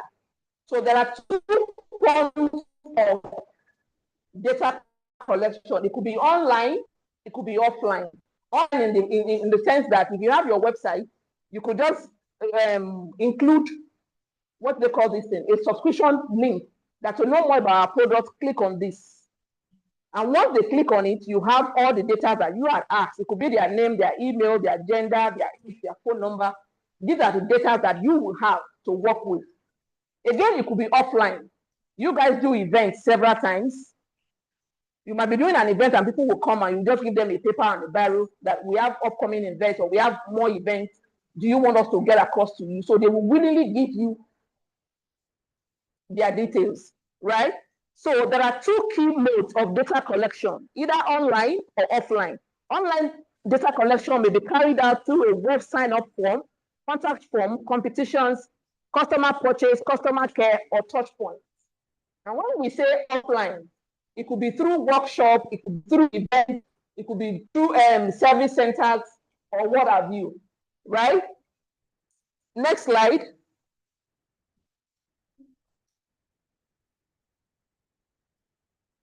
These are just online. Go to the next line. Now, these are the good attributes of collecting your data online. If I go to www.vitexhomes.com and I see a form on the place to fill, the truth is, if it's easy to find, if it's easy to see, and mostly it should not be intrusive. So many times you go to a site, you guys will have seen it several times that you will not be able to close a particular page to see what the site is actually offering. That's when we say it's intrusive. You should give the person the opportunity to either click or close. Are we together? Next slide.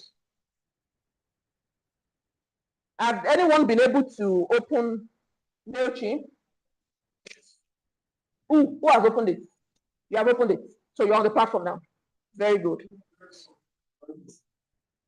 You're on Bravo. You are there now. Okay. So can you add some contacts? Go to contacts.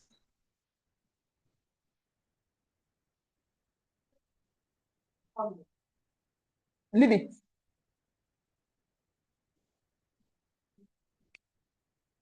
So why don't you have a web?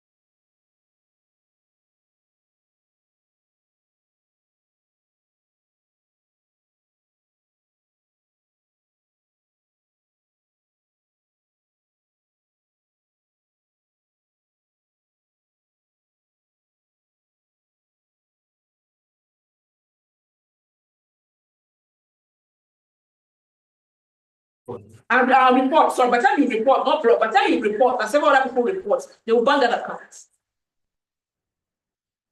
Do you understand? So if you are going to a place, let's assume Tayo is doing a conference. Am I okay like this? I will still stand. Let's assume Tayo is doing a conference. And people, keep trooping in. At the end of the day, you meet Mr. A. Oh, my name is, what's your name? Ife. My name is Ife, and I work with Ife. So we do this, we do this. Can we exchange contact? We give you your number. You say, what's your name, sir? So. Then you also give the person your number. Your name is Ife. The person saves it. Saves your number. Another person saves your number. By the time you send messages to them, the first message should be, oh, my name is Ife. We met at the event held by Stephen Akita and so today. I will share numbers. I would love to send you frequent messages from so. Would you want that? What I've realized is that once people just have contact, you bombard people. It's unethical. Introduce yourself. The truth is, even if you don't meet those people, and by 1 minute or the other, you are gotten the list from your friend or whatever, you see that first introduction is important. Out of 500, you can be lucky and you get 10 or 15 people. It's better to speak on to that 10 or 15 people who have now given you the permission to continue to send than send to everybody that will ban your account. I've answered your question. Will you do that again? You will do it again. I won't do that again. It's my personal words that I don't want them to block it here. So that's why they block it, not because they don't have the number. I report a lot. And I even write the reason why I'm reporting offensive message. I do it a lot. Some people want to just have access to your phone number like this. They will start with, Jesus is knocking on your door. Open the door and receive the blessing. Send this message to 10 people so that I don't believe in soft rubbish. Right? So I don't only blog, I help WhatsApp to report it. For those doing Brevo and MailChimp, where are we? Are we at that contact? So let's try to send a campaign. Click on campaign and click on create new campaign. Either on MailChimp or on Brevo. Faruk, are you doing what we are doing? Faruk, you are lying, right? Yes, you are lying. Yes. Friday. Let me give him enough on the How hard, man? Just small.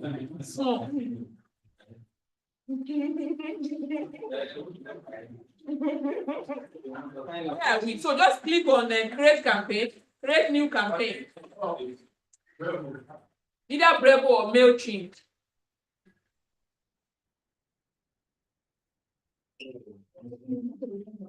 So I'm going to take questions. Now, see. And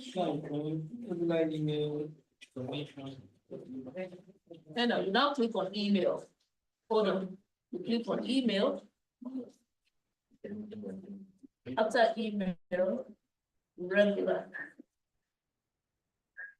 You now name your campaign.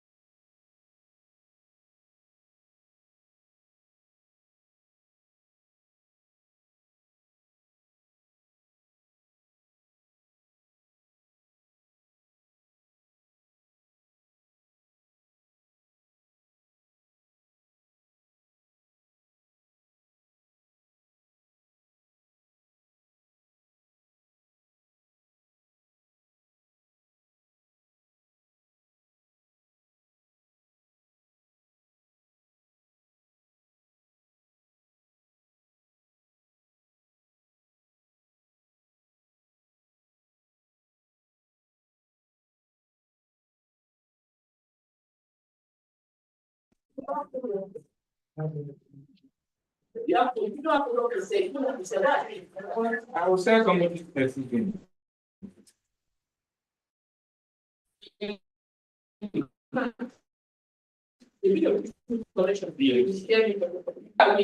Who are the next one? Now, what's a great campaign?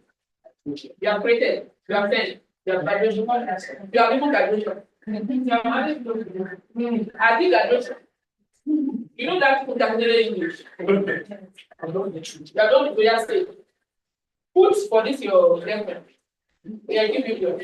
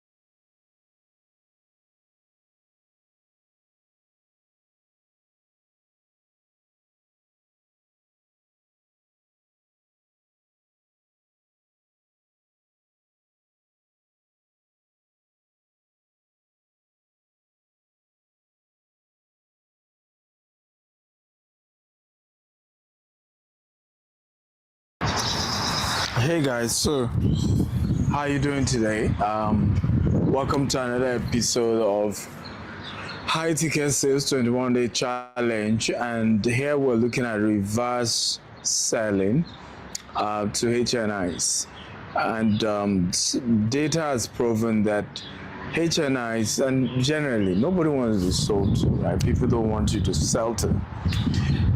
People actually hate the idea that somebody is coming to them and is selling to them. And so the beauty about reverse, the reverse sales, and this concept is very powerful, is that it doesn't look like you're selling to them in a reverse selling method. In fact, they are the ones coming to the realization that they need your product or services. They are the ones acknowledging the pain point, how long they've been suffering, and they are the ones admitting the fact that they need a change and they're willing to change, and the time is now. And so this then empowers them, because it's not like somebody is coming to me, is putting pressure. I'm the one realizing I should have put pressure on myself a long time ago. I'm the one realizing I should have done this a long time ago. I'm the one realizing I should have worked on this a very, very long time ago. And it's proven to be a very effective model. It's proven to be a model that works.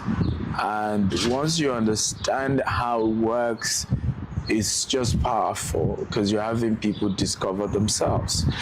And so let me start today's class by breaking the steps down. Reverse selling model. First step is, you, instead of come buy this, come buy that, this is what we sell, turn it to a Q&A. So I'll give an example. One of my biggest pitch, I've always shared that with you guys, and I encourage you to come up with your own version. I do real estate, so when I meet people, elevator speech is simple. Hello, my name is Dr. Stephen Akintayo. I'm known as Africa's most influential investment coach. I help wealthy people make more money through real estate investment. Will you be interested? It's as simple as that. And right there, it's either a yes or a no, right? And if the answer is yes, then we're going to a lot more questions. Some of the first set of questions are not even about me anymore, right? It's now about the customer. So can you tell me a little bit about yourself, your name, what you do? Yes. The person goes, oh, I'm this, I'm that. You say, wow, interesting. So your business model is this, is that? Say yes. Oh, right now, what's your biggest pain point as a company? Oh, income, assets. Oh, we have a lot of liquid. We don't know what to do with it. We're thinking of assets. So, wow. So how long? Now, remember, he's the one that said they have a lot of liquid. They're looking at diversification. He said it, not me. Now, I've got what I need, because it means he has the resources. He's thinking of other opportunities. Now I need to go in, but not go in and, oh, here's my product, come and buy. And sometimes we're so much in a hurry, and that mess up our ability to sell to HMIs. So the next conversation should go in this manner to say, okay, good. How long have you had this diversification issue where you had a lot of liquid, but you're struggling to diversify, and where do you diversify to and all that? And people say, well, it's been I'll just give an example. 5 years. Whoa, 5 years, that's a long time. So let's assume you were to have been making let's say ROI, return on investment, of about 20% every year from, let's say, real estate investment. How much ROI do you think you'll have made by now? You see, the person then calculates, oh, we have maybe a reserve of $5 million, 5 million, 20% of 5 million, before you know that, wow, I never thought of it, Dr. Stephen. I'm realizing that we will have made an addition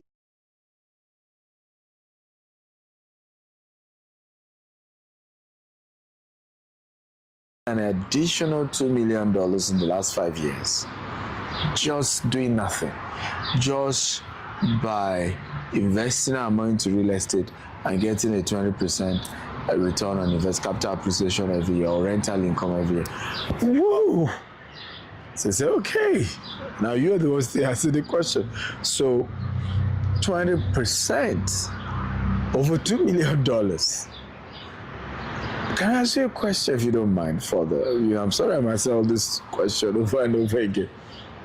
How much will you be willing to pay out of this $2 million to solve this problem? Right? Now, that's if I'm a consultant. Okay?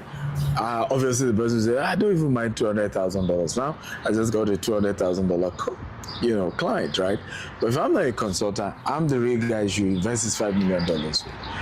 My next question will go straight up and say, so, now that you've realized you're losing over $2 million, how long, do you want to wait before you fix these problems? Wait? I'm ready to fix it today. Now, let's assume I can show you some, real estate assets. I mean, it's your choice whether they are the ones or right ones for you or not. Is it something you're willing to, if you find the right one out of the ones I'm showing you, is it something you are willing to invest in the next 1 week or 1 month or 1 year from now? Or in the next 1 week? Because it doesn't make sense. I've been losing $2 million all this while. I'm ready right away. So, ladies and gentlemen, you see, the next conversation is just to now fix another meeting, which is purely a product training, a product knowledge, just walking them through the various products that you have and the various processes and various advantages. And at that point, you have a motivated buyer, self-motivated buyer, a buyer desperate to buy, a buyer that is ready to do the business with you, rather than, oh, please come to business, oh, please consider us, oh, can't you think it twice, oh, why not, hey, you just want to be that person who right away is making the pitch, making the investment, and going right into all of what he or she needs to make. And I think strongly that that's something all of you here must work on. It's not an easy thing to do, I must confess, but if you rehearse this over and over and over and over again, it's a way better way of selling. And HNIs prefer this model than any other model, right? Any other model wouldn't really work for them. A lot of HNIs would rather have you do a reverse selling method where they are discovering that they need you. And I think this kind of selling strategy is more dignifying. I'm not even agree with me. It's way more dignifying. There's just a lot of dignity to it, and that's also one of the reasons why I like it. For me, those who know me, anything that has dignity on it, I'm ready to do.